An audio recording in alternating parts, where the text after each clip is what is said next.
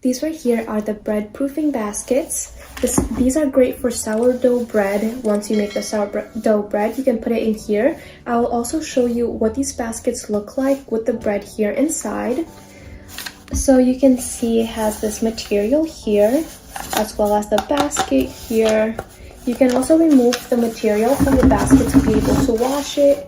So once you make the bread and it's all done using the basket, you can take this out, you can wash it, and then you can easily put this back on the basket. And this is what the basket looks like without the cover on.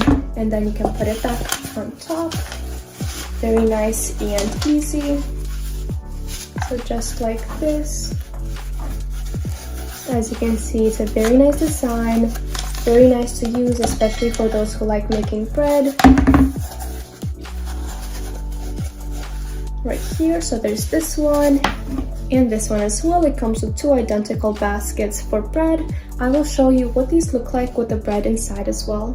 So this is what the bowl looks like with dough in it. So I'm making sourdough bread right now, and as you can see, this is perfect. It fits the bread really nicely, and it's very nice quality, great for keeping your bread in here. Very convenient to have and to use if you like making sourdough bread or just bread in general. Great product and great quality.